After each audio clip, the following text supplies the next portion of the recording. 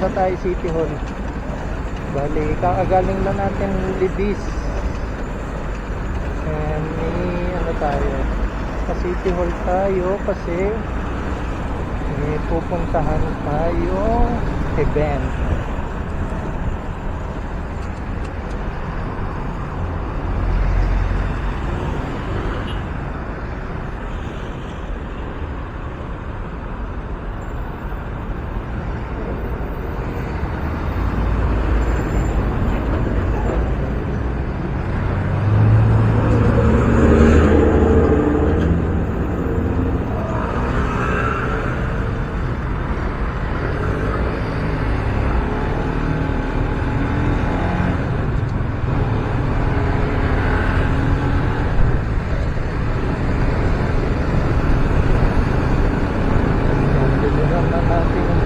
Kasi ang call time is 1:45. Pero ay 11:45, pero anong oras na? 11:47 na nung lumabas ako. So late na tayo. Pero ang sabi kasi alauna pa daw yung film showing. So titignan natin kung abot tayo.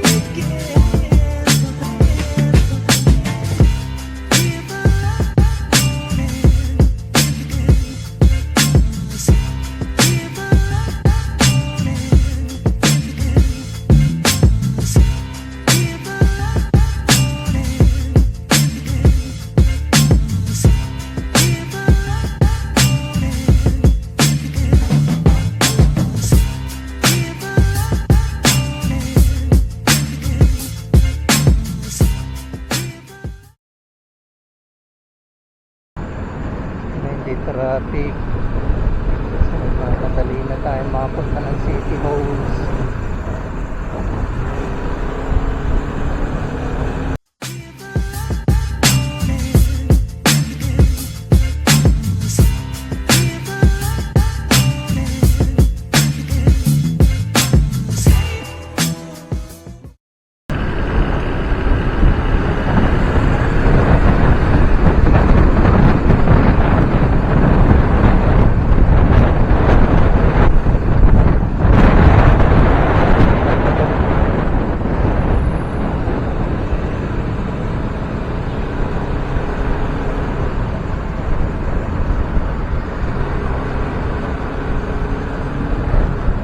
Bigat na nito, putik yaw.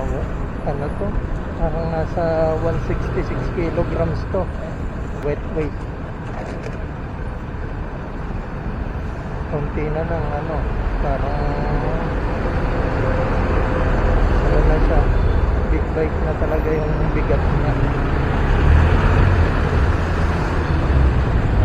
Kasi mga normal na naked, yung mga ano, mga scooter, nasa 80 kilograms, 90 gano'n.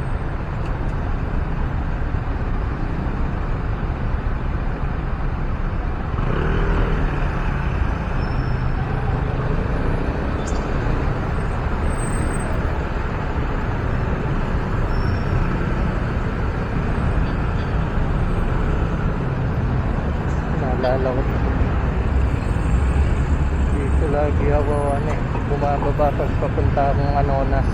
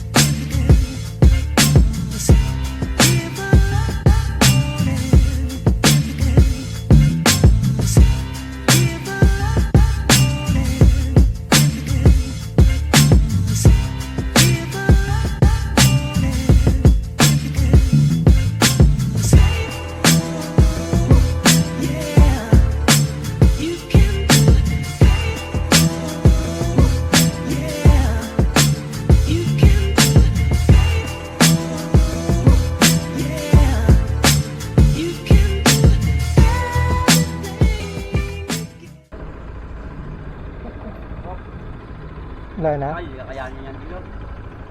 Kabila po.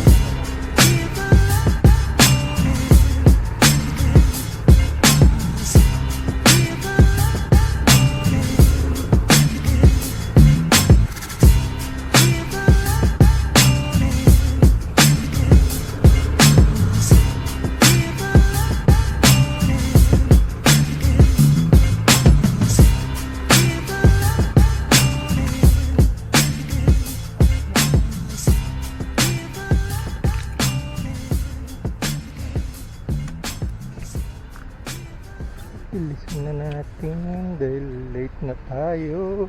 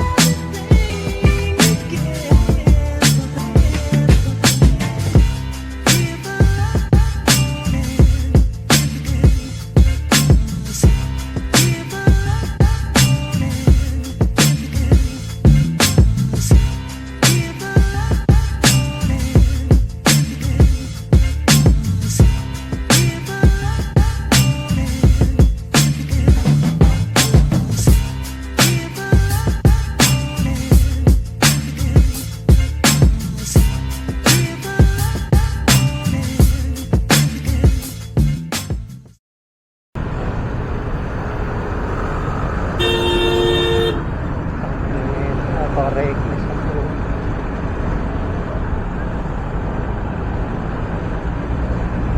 Pag nasagi ka, isa pa nga may gana magalit eh.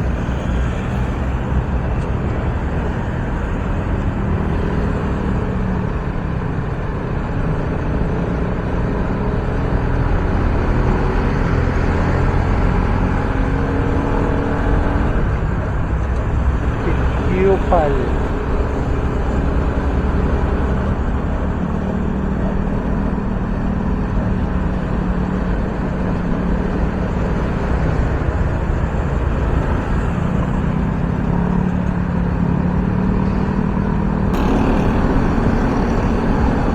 Madali na tayo kasi ulan na eh.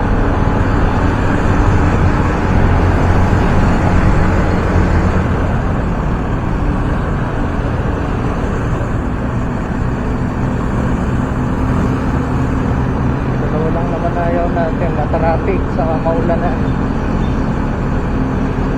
Kaya medyo bibilisan na natin.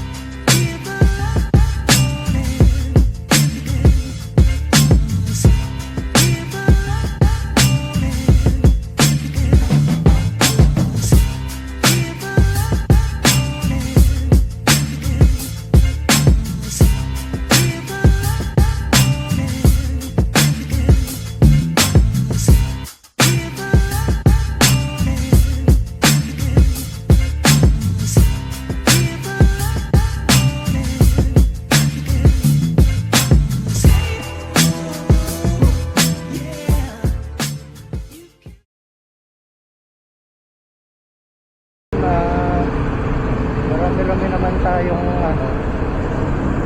napuntahan. Kasi una galing tayo Tibis, nag-guys tayo na mga kailangan natin gawin doon. Tapos sino gusto pumunta ng ano, Robinson's Magnolia para manood ng sine. Ano yun, parang sa project ng QC, yung QC Cinema. Tapos yung palabas is mga likhang QC. Ganda ng ano, ganda ng project. Kasi ako, mahilig talaga ako sa mga movie. So yung mga ma-recognize yung mga ganong movie is parang ano, big achievement na para doon sa mga director. Tapos isipin mo, ipapalabas ko yan sa ano, POC. Maganda talaga yung ano, yung mga project ni Mayor. Na-enjoy ko paramihan.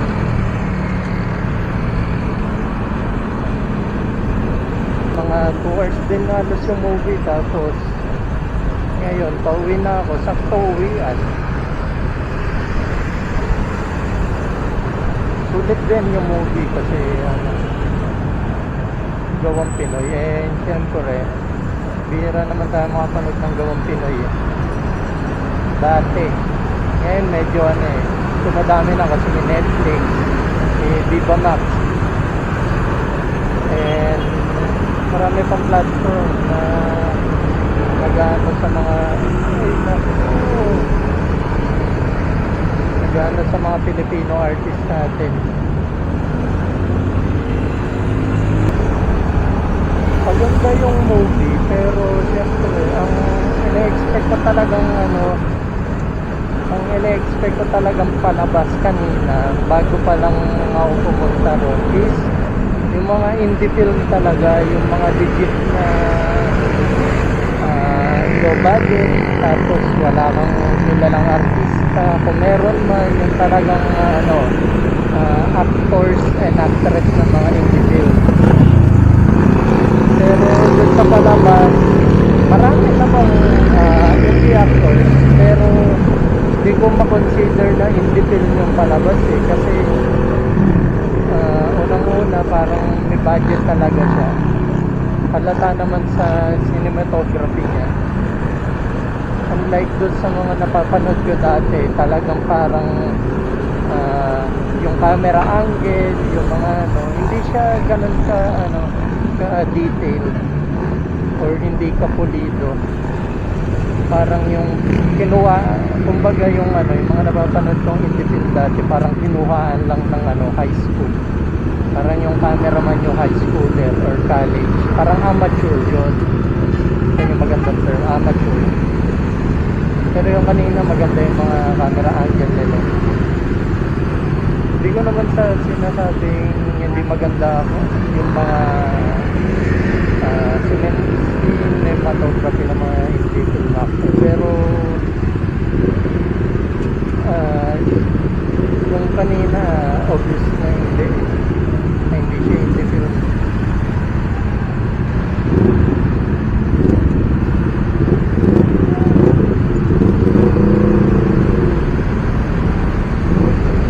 Parang siya, mahalin tulad niyo yung sa mga Netflix production, parang ganun yung vibes niya sa akin. Yung mga nagustuhan ko dating indie film, yung tayo sa uling buwan ng taon, tapos yung niya, yung parang sequel ba yung prequel, hindi ko na maalala kung ano yung first film eh. Tayo sa uling buwan ng taon, saka mga ba yung palabas, siguro i-link ko na lang or post ko yung poster pag nag-edit ako. Kasi hindi ko na maalala eh, pero maganda yung kwento ng tas. Ang ganda ng cinematography, para ka talagang nanonood ng ng parang hindi movie pinapanood mo, parang ka nanonood ng ng picture, parang ka nanonood ng art. Ayun yung nagustuhan ko doon.